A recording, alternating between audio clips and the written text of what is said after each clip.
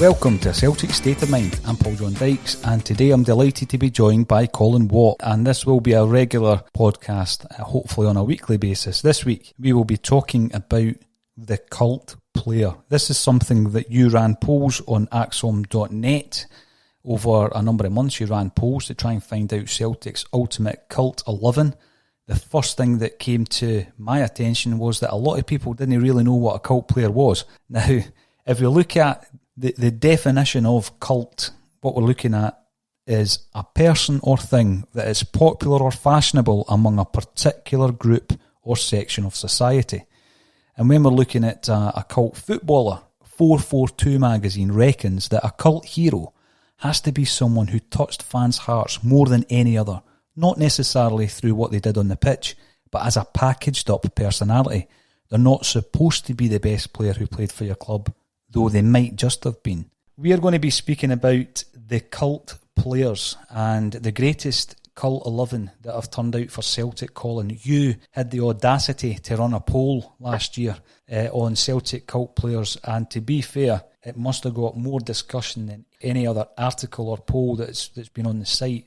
And I think it came down to the fact that a lot of people misunderstand what a cult hero is. So I'll give you what my interpretation of a cult player is, and you can tell me if you agree or disagree. I try to define that a cult hero is an undoubted natural talent who underachieves, often through drink, bad diet, partying, womanising, etc., or a player with a limited ability who would run through a brick wall for the team and who often ends up achieving far more than the so-called better players. Would you agree with that? Is there anything you'd like to add? I say I would agree with you, although I'd probably throw a third connotation in. I would say that a cult hero could be a player that's remembered for one moment in time for a specific club, which is either a moment that goes down in the history books or a moment that changed the game. And specifically, I'm thinking of guys like Jimmy Glass for Carlisle United, the goalkeeper that scored in the last minute to save them in the Football League. The guy never really went on to have much of a career.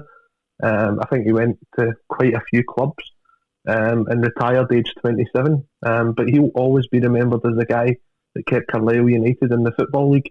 And it's very rare you see a goalkeeper scoring a goal. So for me, he'll be a cult hero for them. I think he only played 3 games for them, but maybe that's all it takes. Yeah, I think you may be right. I think in terms of Celtic, a couple of names that are springing to my mind are probably Harold Bratback, Pierre Doumbé, players of that ilk who were not established over seasons and seasons, but they scored very important goals for the club. And again, another guy that springs to mind probably is Enrico Annoni, and that was due to 2 things. One, he managed to have Brian Laudrup in his back pocket, which a lot of defenders in Scotland couldn't. And secondly was the old "Oh no Annoni Anonu," which was quoted, I think, in Not the View and has gone down in folklore among Celtic fans. But the one thing about Annoni, I did speak to him about his performances against Brian Laudrup particularly, and what he started doing is reeling off all these players that he had played against in Italy, and he started talking about Roberto Baggio, Diego Maradona, Michael Laudrup, Ruud Gullit. He said, so by the time I got to Brian Laudrup, he was easy to play against. I thought it was a good answer. That's superb. Yeah, so that's just my definition of a cult player. There was a poll some time ago in the 442 magazine, which was a magazine which I really, really rated back in the day. I think over the years it's changed. It really has changed the way that it's kind of shaped up. But back in the day it was a definite go-to magazine, 442. In their actual poll, they've nominated Paul McGrath as the cult hero for Aston Villa, and Eric Cantona is the cult hero for Man United. Would you agree that both of those players are cult heroes? I'm going to be careful what I say here, because I have to be very thankful to 442 because they have published my Celtic pre-season preview for the last 8 years, or 9 years I think it's coming on for now, basically every year of this title run so far. But someone like McGrath is, if you ask an Aston Villa fan, they will certainly have him down as a club legend. Yeah. There is no way they would put him down as a cult hero. Cantona again, for most Manchester United fans will go down as a legend. Was he there long enough to be classed as that? That's open to interpretation. But Cantona did things that no other footballer in the world at that point could do. And he wasn't just a master of football, he was also a master of kung fu and now acting as well. So I don't know if I would class them as cult heroes as such. But I can see certain lines of thinking that, especially having looked at some of the answers that we were given by our listeners and our readers on the polls, I can see why some people would vote for them as cult heroes. I think on both occasions it comes down to their off-field lifestyles in the case of Paul McGrath, and their on-field antics in the case of Cantona. So Paul McGrath, for anyone who's read his autobiography, Back from the Brink, will realise that Paul McGrath should never ever have been a professional footballer. When you look at the lifestyle and his upbringing, first and foremost, brought up through orphanages in Ireland, to the point where he spent a prolonged period of time bedbound, and one of his legs was almost unusable at one point. And to come from there to get the move over to Manchester United from Ireland and develop into one of the finest players that's ever graced English football, I would suggest, and I don't think many would disagree with that, is remarkable in itself, Colin. But then he had much publicised issues with the demon alcohol, which led or attributed to some mental health issues. If you've not read the book, go out and read it. It's in my top 3 football books of all time, Back from the Brink. Unbelievable story of Paul McGrath. And I've said many times on this podcast, a player I would have loved to have seen in the green and white hoops of Celtic. Twice he almost signed. I wish he had signed, particularly when you look at the time that he might have come in when we desperately needed someone of his class and ability. No, and if you look at certainly English football over that period, there was quite a few players that would fall under that sort of category. I know with the Celtic podcast, but I'd mentioned Paul Gascoigne in there as well. Unbelievably talented footballer, but off the field, his troubles are what he's more known for now than what his ability was on the park. And it just shows you that playing football during that period of time, where it went from sort of the late 80s to nowadays, where footballers are megastars, that transition period for a lot of the players that went through that period, it must have been very difficult. Because if you look back at the 60s and the 70s, it was still sort of the norm for the players to go out, maybe have a beer on a Friday, have a fish supper on a Friday night. But as we got into the sort of 80s and 90s and the professionalism came into the sport, these players that were brought up on that, I think they really struggled to transition into the way football has now become. Going further back with the likes of obviously Georgie Best, Robin Friday and even Garrincha, the great Brazilian, but obviously alcohol was part of their makeup and it was part of their downfall. Robin Friday is a great example of the cult footballer. Again, there is a book out there which is co-written by, strangely enough, Paul Gwigsy McGuigan of Oasis fame, and Robin Friday was called the greatest footballer you've never heard of. And he played with Cardiff City, and due to his association with Cardiff City, he appeared on the front cover of a single by Super Furry Animals back in the 1990s. Their single was The Man Don't Give a Fuck, and I think when you look at the front cover of Robin Friday flicking the V's at an opponent having scored a goal, then you think that guy's a cult hero, and I've never even seen him playing, but he was a phenomenal player who many believed should have played for England, but one of his many antics or incidents that he was involved in was an incident where he kicked Mark Lawrenson in the face during a game, and before retiring from football at the age of 25 and sadly dying aged just 36. So Robin Friday for me, cult footballer. Eric Cantona, his most inspired display of acting has been in Liam Gallagher's latest single, For Once, and if anybody hasn't seen it, put it on YouTube and watch it. He's absolutely tremendous in it, as is Liam, who plays a butler and their chauffeur in the same video. And Cantona, talking about front covers of 1990s bands, he appeared on the front cover of the Ash single, Kung Fu, right? So again, he's a cult hero straight away, but it was more to do with his behaviour on the park than anything he did off the park. Because off the park, he was an artist and he was an intellectual and all of these things, according to Eric Cantona, not according to Brian McClare. So Cantona's antics on the park probably resulted in his bad boy image feeding this kind of cult title that 442 has certainly given him, Colin. The funniest thing is I ended up working with a guy who played with Crystal Palace, believe it or not, as a youngster. And that picture of him, Eric Cantona, kicking the racist fan, which will be viewed forever in terms of football, one of the moments that rocked world football. There's this guy I used to work with standing there as a youngster in his shirt and tie, because he was one of the young guys who I think was part of the 18-man squad or whatever, sitting in the stand, and the look on his face. That was one of the most shocking moments in the 1990s football. But I think we look at Cantona for all the moments of magic as much as the madness. Yep, exactly. His chip over the goalkeeper from the edge of the box, just some of the goals he scored were absolutely outstanding. I couldn't have him down as a cult hero. Back in the day, I did have a Cantona video, and it showed you a lot of old footage from his earlier career with the likes of Montpellier and Marseille. And, I mean, he was kicking players, chest high on the pitch and all this kind of stuff, taking his jersey off, throwing it at the manager.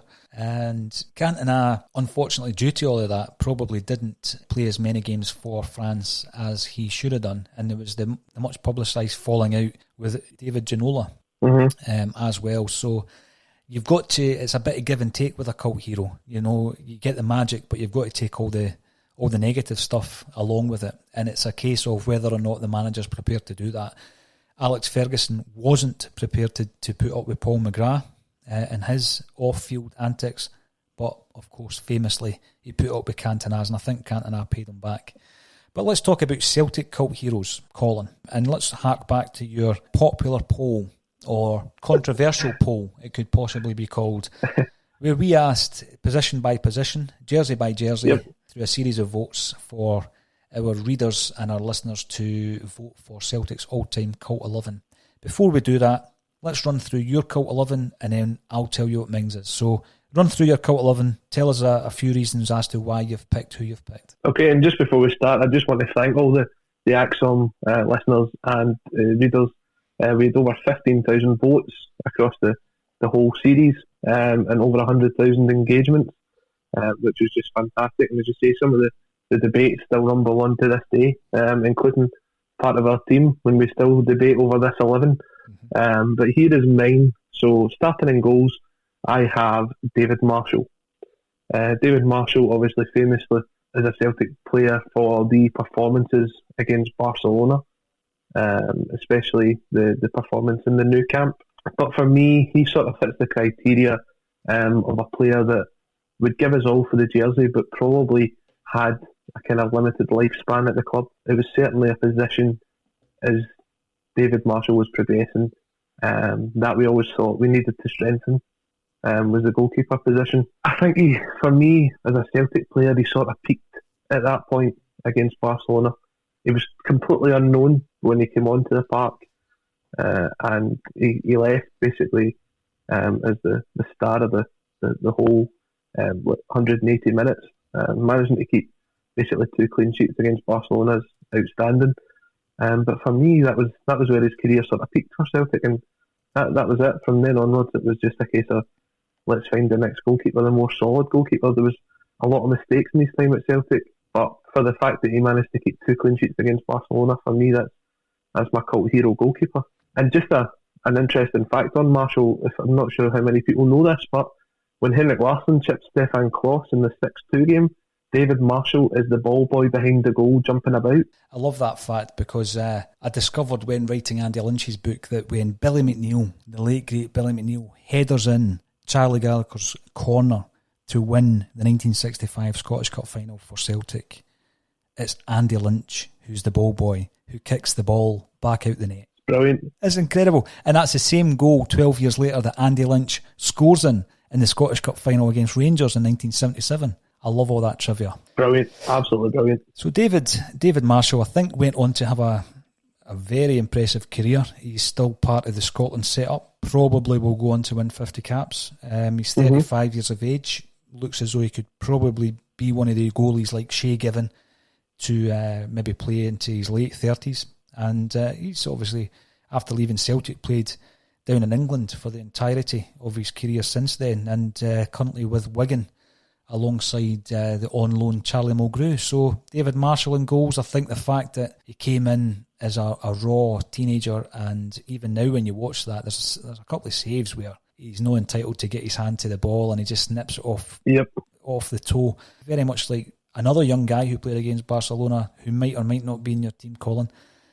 You'll always be remembered for those performances. So I don't hear many people saying anything bad about David Marshall. Good choice. No, I don't think you'll find many that will. Although if you were to ask them, would they take him back as a goalkeeper, even over the last 5 or 6 years? I think that would probably split opinion. Well, would you take him over Bain, Gordon, or Forster? And definitely not. Certainly not. No, not for me. Not for me.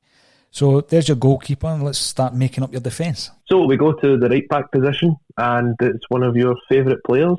You've got a very interesting fact about this guy. It is the goal scorer from the 2007 Scottish Cup final. It is Jean-Jo Perrier-Doumbé.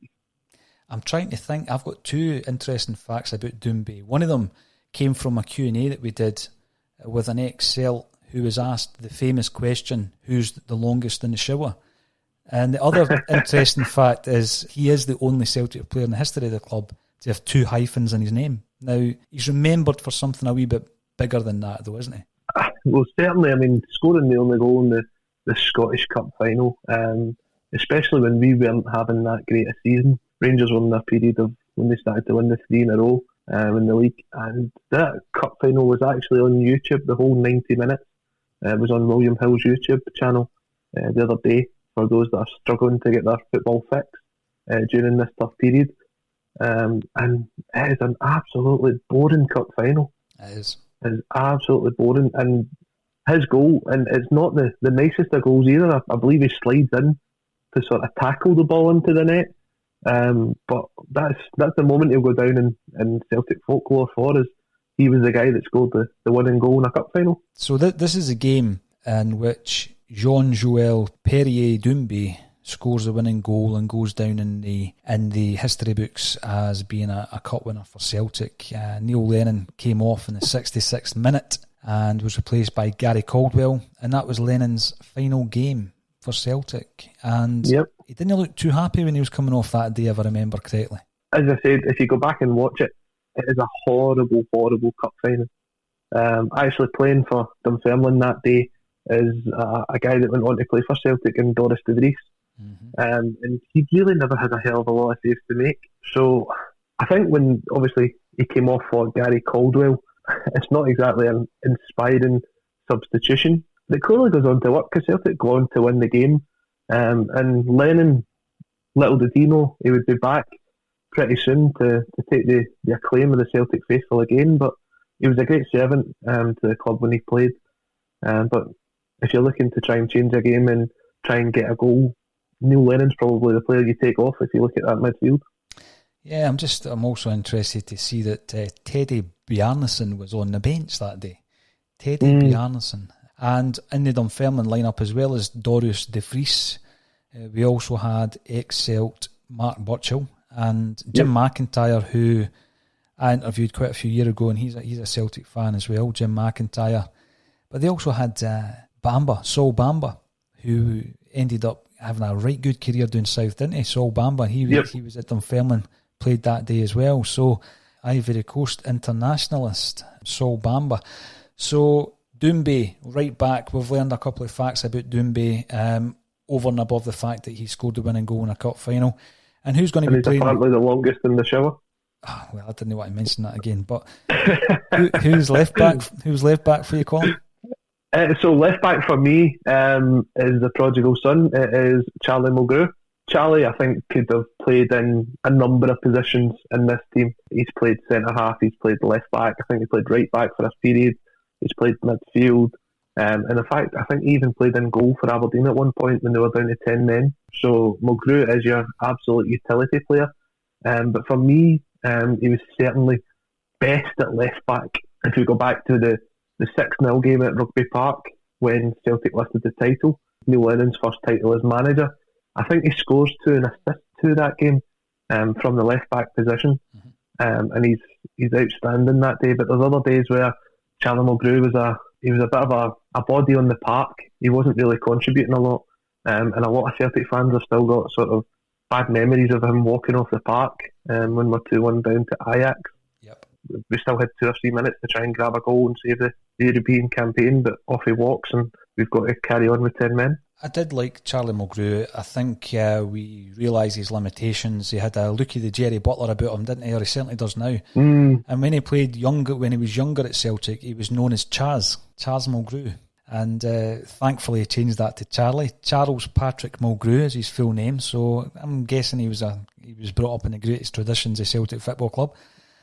But he obviously fell foul of the Gordon Strachan regime by turning up late for the bus when they were on pre-season, I think, him and Aidan McGeady. And he was swiftly loaned out to Dundee United and thereafter sold to Wolves. He was Neil Lennon's first signing, wasn't he, as a manager? First time he round. was, yeah. And I think, in the 6 years he was at Celtic, he was a good servant. And I think fans did like him, but they were aware of his limitations. And the other thing, I think, as well as walking off that night when we're talking about people running through brick walls for the team, and was Mulgrew, I guess, was part of the senior group of players who didn't really buy into the Ronnie Dyla methods. And Anthony Stokes has spoken about that today, saying he certainly didn't buy into Ronnie Dyla. And it was suggested, I think it was pretty obvious, that quite a few of the senior players didn't, and Charlie Mulgrew, as a result of that, was swiftly moved on when Brendan Rodgers came into the club, wasn't he? Him, Chris Commons, couldn't get rid of Commons, but he certainly didn't play, and a few others were moved on because there was these rumours that the senior players probably didn't do Ronnie any favours. And I think now, if they look back on it, I think there's a lot of regret from those players that they didn't buy into Ronnie Dyla's methodology. And I think Ronnie Dyla would have been a lot more successful as Celtic manager if those players did. And there was a period of time, especially in Dyla's first season, where it looked as if he was basically odds on to win the treble, and they were playing some really good football. And then the second season, they just sort of gave up on him, and it was like, when are we going to replace this guy? Who's going to come in? And fair play to Brendan Rodgers. He was the one that came in, and guys were given a second chance, but there's certain ones that certainly didn't deserve a second chance for the way that they acted, and they basically never played for Celtic again. Yes, and again, when you talk about Ronnie Dyla, I always look back on his tenure at Celtic. I don't regret when he left. I don't regret that he left and when he did. And obviously we have then since been blessed with treble after treble after treble. So Ronnie Dyla, for me, he's a talent spotter. That's what he is. He's a talent spotter, and he develops young players. And I think he's done that throughout his career and will continue to do that. But he should never have been in the position that he was in. It was one of these things. He was being interviewed to be an assistant, a number 2, and obviously got the job because the guy who the club wanted for number 1 didn't want the job. So it was an unusual set of circumstances, but he still won 2 of the what is soon to be the 9. And I think I invited him back for a party when he was on the podcast, which he agreed to. So, if we're in isolation, was it the 9 in a row or the 10 in a row party that I invited him to? I can't quite remember. I'll need to check. I'll need to listen back to that. But I'm more than happy to go over and see him in New York for the 10 in a row. That's for sure. But Charlie Mulgrew, left back. And what about your 2 centre-halves? So I'll go with the least controversial of the 2 first. I'll go with Darren O'Dea. So Darren O'Dea at centre-half. Darren O'Dea, coming through the youth system, very highly rated, especially by the likes of Tommy Burns. And I'd say Darren O'Dea's defining moment as a Celtic player, certainly on the park, was his goal in the League Cup final against Rangers. When it goes into extra time, he gets the header, and then Aidan McGeady scores a penalty late on to win 2-0. What could be said about Darren Addy? I think he kind of falls under that category that you mentioned of players that certainly have their limitations but give 100%. And Darren Addy certainly gave 100% every time he was playing for Celtic. He was thrown in at a time where our defence was struggling, but he always gave 100%. But it was clear that he was never going to be the complete answer for Celtic at centre half. And I say that's his most impressive moment on the park. Off the park, he certainly had his antics as well, and I don't think he had a particular fondness for fans of the other half of Glasgow. That's fair enough. Now, I do remember him signing as a youth player, and I remember reading about it in the Celtic View, Colin, and he had been chased by Arsenal and Manchester United at that point. And one of the biggest reasons for coming to Celtic Park, obviously with his Irish background and Celtic upbringing, was Tommy Burns. Tommy Burns was one of the biggest reasons for him coming to the club. But we've seen it so often, both in your own maybe upbringing playing football or with the professional senior game, that certain players don't develop beyond a certain age. So they look like a great prospect up to a point, and then their careers kind of level off. And I think that's what happened with Darren O'Day. It was unfortunate for me. I felt that he had been at the club for so long, but you know, we really did try to get him offloaded for about 3 years. You know, loan deal after loan deal, trying to get this kid out the club, which is always a shame. He ended up going to Toronto after that, playing in India, etc., etc. And I do remember a game he played for Dundee against Celtic, and I gave him a bit of stick on Twitter because of his WWF tackle on Lee Griffiths. Can you remember that? I vaguely remember that, yep. Aye, and he didn't take too kindly to me giving him a kick in on Twitter, but it was a shocking challenge, to be fair.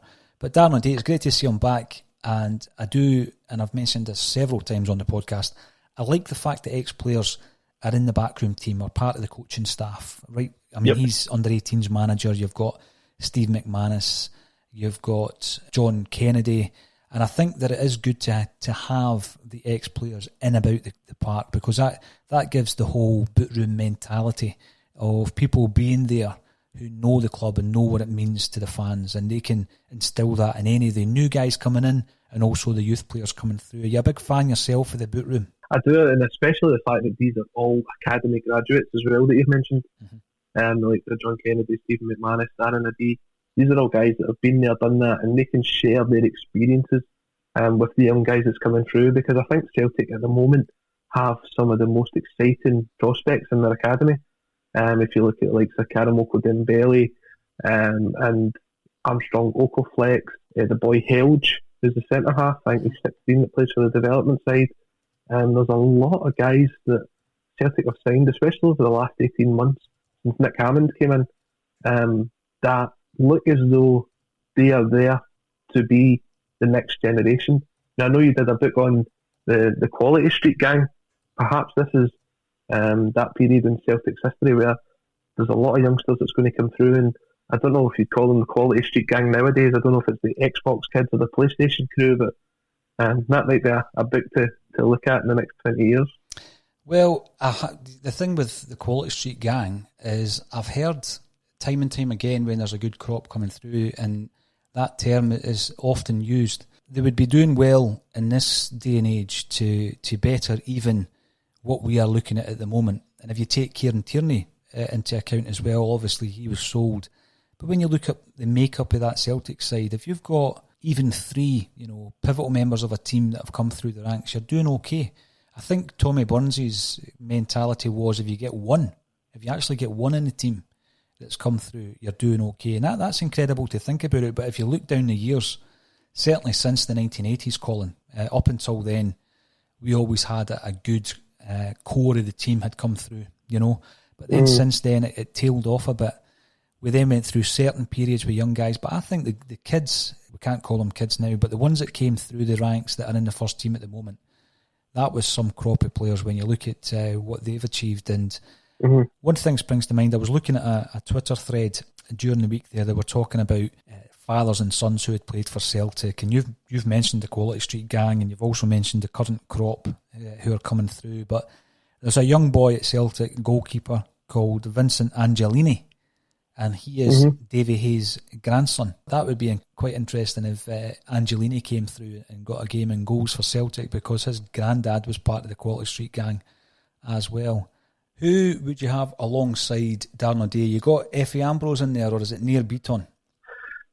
I'm never going to live this Nir Beaton thing down, but I'm telling you, when he came in this season, he solidified that defence. But no, I'm actually going to go with someone that I mentioned would be in my all-time Celtic 11 since I've been born, and that is Bobo Baldé. Now, as I mentioned before in the last podcast, Bobo Baldé was very limited technically to what he could do. He could tackle, and that's the basis of his ability at centre-half. He could win the ball in the air. But I think for a modern-day footballer, Bobo Baldé just wouldn't fit. You look at the way that a lot of teams now play out from the back, and you're looking at guys like Virgil van Dijk and Joe Gomez at Liverpool, and how they take the ball from the back and play it forward. And it's a big part of how Liverpool play. And I think certainly when Brendan Rodgers was here, that was his mentality as well, was to try and play it out from the back. Neil Lennon mixes it up a bit more, but there's still that sort of emphasis where, like Chris Jullien and Chris Ayer get the ball and drive forward and they play the ball out. Bobo Baldé just would not fit into that these days. And I think he's still got a lot of great memories for fans when they look back on some of these achievements when he was at Celtic. He did sort of sever his reputation with his contract debacle towards the end of his career. But I think he fits under the category of a limited footballer, but someone who always gave their best. You mentioned there's something very interesting. I've got fond memories of Bobo Baldé, but obviously he kind of disappeared from the first team for a long, long time under Gordon Strachan. And for anyone who's maybe listened to the Nearly Mocking Part 1 podcast the other night there, where I spoke to Andy Walker, and Andy spoke about Liam Brady coming in and quite quickly saying to him, "You're not part of my plans." Then Falkirk made a bid of 150 grand, and Walker said, "Well, I don't want to go to Falkirk." And Liam Brady said, "Well, if you don't leave, I'm going to stop your wages," which obviously was highly illegal, and it didn't happen. But you get into a situation where you're looking at that, and the player basically becomes an employee. He becomes an employee then Colin, doesn't he? And it's they're going toe-to-toe with the club, and they will sit and wait for the right move for themselves, or if in Bobo Baldé's case your wages are so high you're quite happy to see out your contract, then as an employee, it's obviously their right to do so. And in this day and age, when you're looking at the current situation that we're in and people losing their jobs day after day due to something out with their control, and you look at Bobo Baldé and you say, well, I don't know if he was as much of a mercenary as we maybe thought at the time. There seems to be a trend of players not getting on with Gordon Strachan. You know, there was a few around about that period as well. And it is unfortunate, but I don't think it does the player any favours to not play. And although he continued to play for several years after he left Celtic Park, I don't think he went on to any great achievements after Celtic. As far as I'm aware, I'm looking at some of the teams he played with, and he continued playing on an international level. But, you know, I don't think it does anyone any favours to be out the game for a year or 18 months, Colin. No, and I think as well, when you look at that period with Celtic, especially when Gordon Strachan came over, he had one of the most difficult jobs that a Celtic manager could ever have. And to come in after Martin O'Neill's period at Celtic, where it has to be said the purse strings were loosened quite a bit when Martin O'Neill took over. Guys like John Hartson, Chris Sutton, Neil Lennon all signing for £5-6 million. And we were going through the period where we just said our farewells to Henrik Larsson. Gordon Strachan took over a side where he had to basically downsize quite a bit. There was guys that were on a lot of money, guys like Thompson, Sutton, Hartson, and Baldé as well. And I believe might not be totally correct here, but I think Baldé was a top earner at the club at that point, and he was only playing for the reserves. So as a PR standpoint, the papers were so easy to pick up on that and say Baldé's leeching money out of Celtic left, right and centre. But you're right, his professionalism is, I've got a contract here, I believe I'm good enough to play, and when I get my opportunity, I'll show you that. And he got that opportunity on Boxing Day away at Tannadice when he came on. I think it was his first game in 18 months, and he won man of the match. So his professionalism, for me, looking back on it now, was probably never in doubt. But it was a very interesting period for Celtic, especially with the sort of downsizing that Strachan had to do. Yeah, and now when you do look back at the job that Strachan did, he done remarkably well, particularly in the Champions League as well, Colin. You're always going to get people who didn't enjoy his style of play as much as, let's see, how Celtic went on to play under Brendan Rodgers. But when Gordon Strachan left, the manager who took over obviously found it extremely difficult to continue that success under obviously Tony Mowbray. But that's your goalkeeper and your defence made up, Colin. As we move into the midfield, how are you starting to shape that up? So at right midfield, I have went with the Speed King himself, Didier Agathe. The Didier Agathe, probably one of Martin O'Neill's best signings, in the sense that I think he cost maybe £40,000 from Hibs. And I was watching actually BT Sport the other evening. They showed a match highlights package of the Celtic Juventus game from Celtic Park when we won 4-3, and Didier Agathe was outstanding that night. He was absolutely terrorised whoever was playing left back for Juventus at that point, and they doubled up on him and trebled up on him, and he still managed to get by them.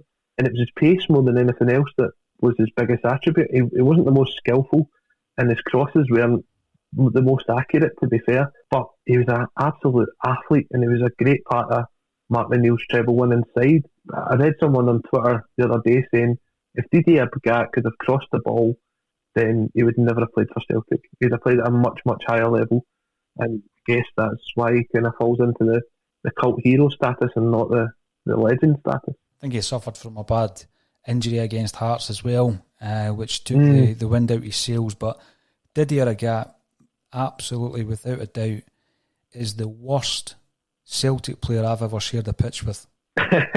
The worst. He's no aged well, let's just say that. At 44, I'm not sure it was Didier Agathe, to be honest with you. But he did bring about 20 kids over to play the game in Glasgow, and they were part of the academy or the school that he operates, and they sang for the entirety of the 90 minutes. But Agathe was playing in front of me, and I actually overtook him a couple of times, Colin. Now, that is saying something. But interestingly enough, he was playing with Montpellier when Baldi was playing with Marseille, so I'm pretty sure their paths would have crossed in the past.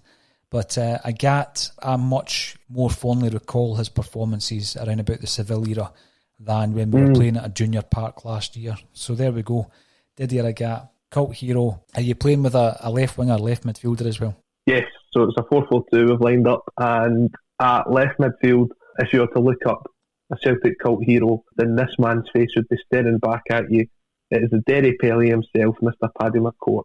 McCourt probably falls into all the categories that we've described. We've actually had the pleasure of meeting Paddy, and he is an absolute gentleman.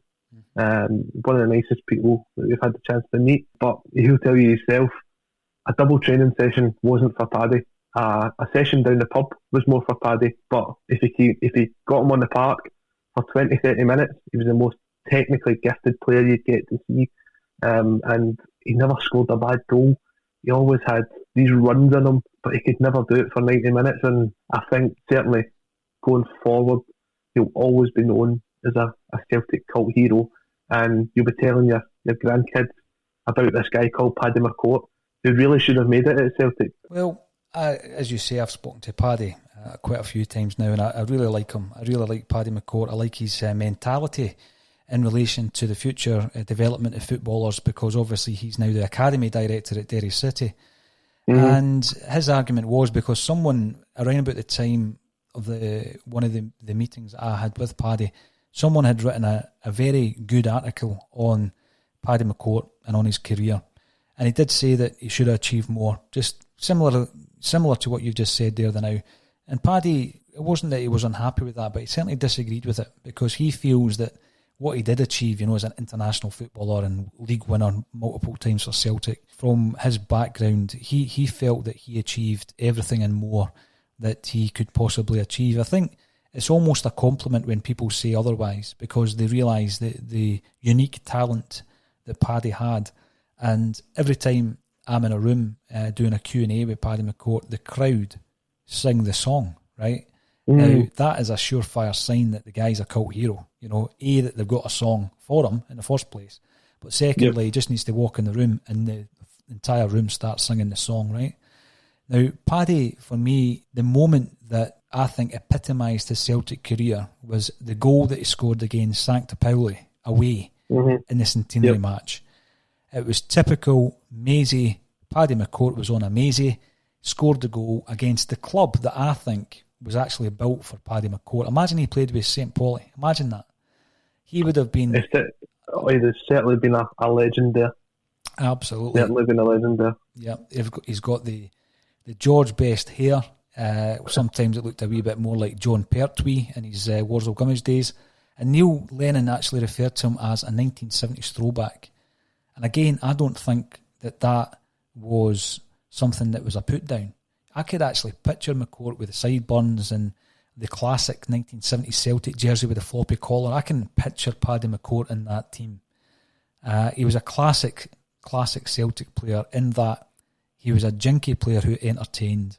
So I'm delighted that he's made it into your team, Colin, and I think he's a great guy. And very, very thoughtful, intelligent when you speak to him about football. And what he wants to introduce is more street football, because he calls himself a street footballer and he reckons that young guys could learn a lot on the streets playing football with their mates, you know. So, Paddy McCourt, brilliant. What about the central midfield areas? So just before we get in there, so I'm not sure if you've seen it, but McCourt actually tweeted out the other day that he's looking to put the boots back on next season, so maybe it's not the last we've seen of Paddy McCourt. Well, he's only 36. And again, just before the world shut down due to the coronavirus, we had announced that the Jimmy Johnston Academy and Charitable Trust were arranging, in association with a Celtic State of Mind, the centenary match for St. Roch's. So that game would have been in the diary in the coming months, and we'll just need to obviously play it by ear. It will happen. It will take place up at Jimmy McGrory Park, but the Jimmy Johnston select team will be made up of players who have gone senior, having played for the Jimmy Johnston, ex-Celts, and other ex-players who have got an association between either Celtic and St. Roch. So that is something that you've given me a wee challenge there. If Paddy McCourt is pulling the boots back on, can we get him over to play as a guest in that game? And if so, I'm pretty sure that a lot of people would turn out to watch Paddy playing in the hoops again. Most certainly. And Paddy, we know you're listening, so get in touch with Paul. Let's make this happen. Yeah, Paddy McCourt, absolute cult hero, cult legend. What about your central midfielders? So the two in midfield that I have, I'm going to start with maybe the least controversial of the two. And I'm going to go with Lubomir Moravcik. Lubomir Moravcik obviously signed for Celtic, aged 33. And I believe the quotes were at the time from certain people within the media that why were Celtic signing a 33-year-old for 300,000 when that kind of money could have got them someone like John Spencer from Motherwell? I don't know about you, Paul, but certainly if we look back then and we'd seen John Spencer instead of Lubomir Moravcik, the Celtic support would have missed something absolutely special. The guy was a genius, but I think just because the fact that we got him towards the tail end of his career, that probably is what, in my opinion, takes him more towards a cult hero than a club legend. I totally agree with you. Our club would have been poorer for not having Lubo Moravcik at it for the period of time that he spent at Celtic for those 4 years. Again, you know, he had French football experience, another guy who had graced the French game, and he was an absolute genius with both feet, and he obviously knew Dr. Joseph Venglos from his time playing as an internationalist under Venglos, and they went to the World Cup in 1990 together. So perhaps he was well known. It's just that at that time your kind of global knowledge of football wasn't as easy as just tapping a name into your phone. You know, I always say that about Van Hooijdonk. I remember going to watch Van Hooijdonk playing his debut for Celtic against Hearts, and we were all talking about it on the bus because nobody knew who he was. You really didn't know the calibre of the guy until you actually seen him in the flesh. So I just look at Moravcik and I think to myself that I don't regret that he wasn't with us 10 years before, because what kind of a player would we have got in 1988? Would it have been the man that we saw? He was obviously a class player, having been capped for Czechoslovakia and Slovakia, and around 80 times. So I never regret the Lubo time that he spent with us. I never regret it. I just think the guy was a genius, an absolute genius. So yeah, if he's in your cult team, great. I think he'll be in a lot of people's greatest teams if they're going to look for that type of player, you know, the entertainer. I mean, the thing about Lubo, I think the whole 10 years earlier thing, I think it's not the fact that would we have had him back in the late 80s, early 90s. It's how good would he have been if he'd signed for Celtic age 23, 24. And certainly looking at his stats, I mean, he went through when French football was one of the strongest leagues in the world in the sort of 90s. We've already mentioned some of the players that came through from there, like Cantona.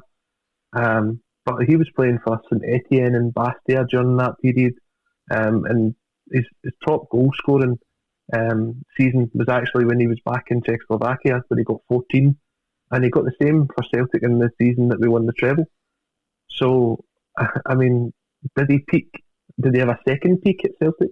Maybe he did, but it'd have been interesting to see a 23, 24-year-old Lubo Moravcik and what he could have brought to that team, especially playing alongside guys like Lambert and Petrov, and just having that extra bit of legs to add to his creativity. Yeah, you've got a bit of flair in this midfield so far. Who's going to be partnering Lubo? So we've got a bit of a workhorse on here, and I think this man, for the reason he's in my team, is probably an age thing. For me, it's John Collins that I've selected alongside him.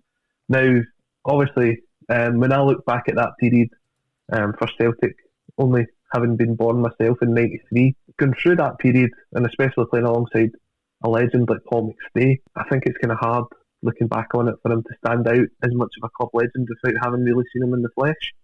And I'm sure you'll have a totally different opinion to me, but the likes of being the first player to have the Adidas Predators and scoring the kind of trademark goals against Rangers, and then the way he left the club, I think that's where the line draws for me between being a cult hero and being a club legend. Yeah, I mean, John Collins, my memories of Collins were very fond on an individual basis, but he was playing for a team at a time where Celtic were at almost their worst. You know, you probably had to go back to the 1940s to find a worse situation at Celtic Park. But I think John Collins in his first season, in terms of the goal scoring, that came more in the second term.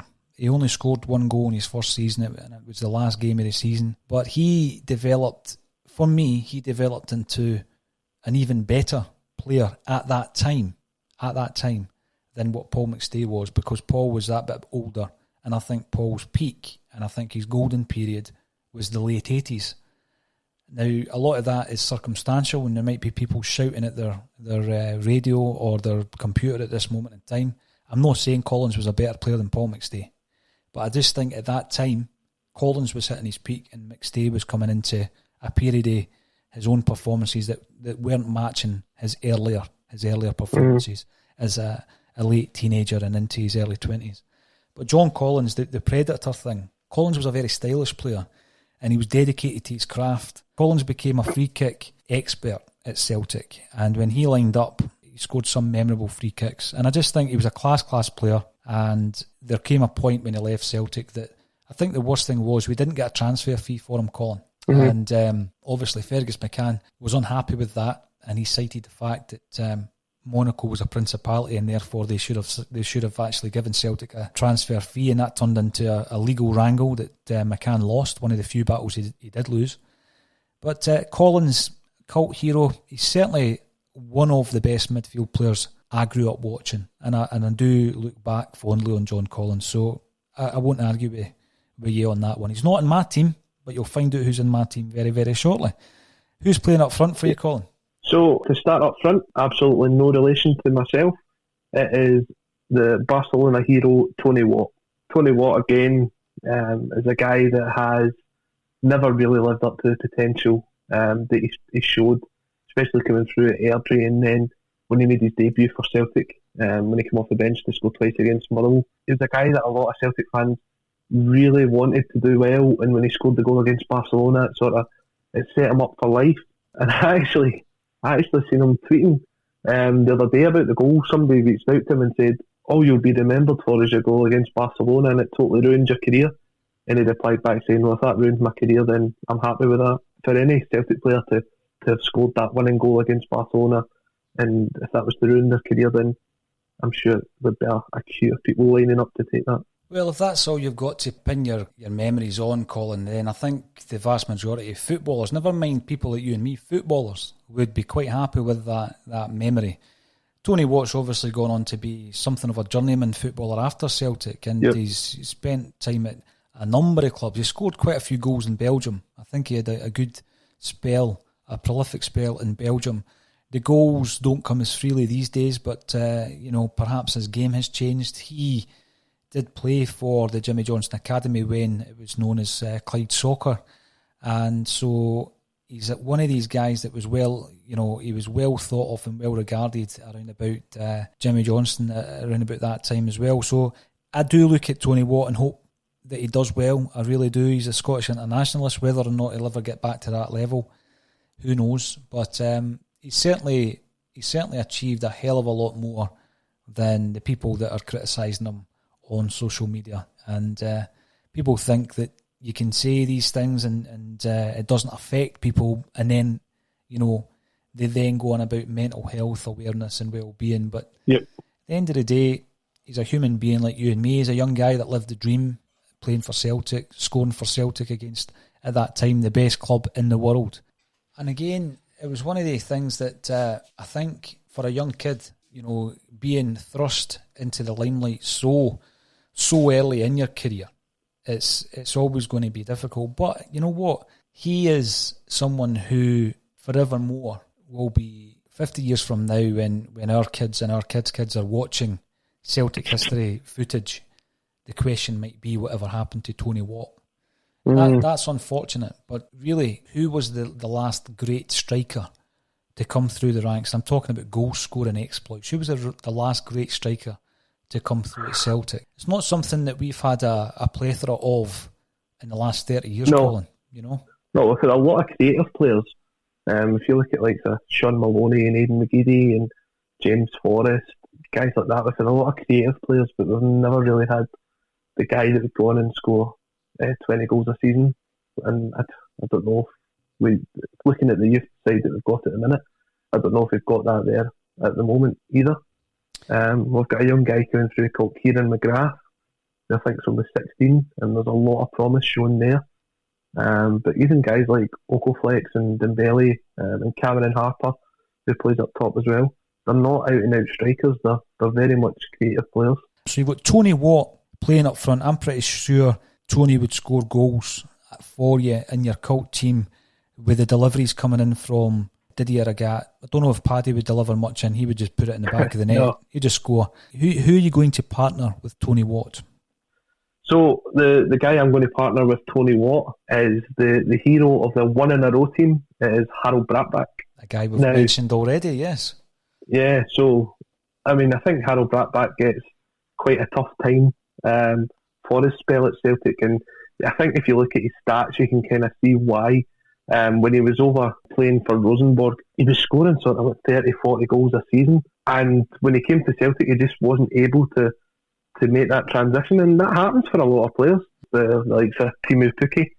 In recent years, he's went on to have a great career down south with Norwich, and at most teams that he's been at, he seemed to score goals. Mm-hmm. And to be fair, when Celtic sold him, he was really coming into a bit of form there as well. He'd scored in a few of the European qualifiers and a couple of the league games, and then he was moved on.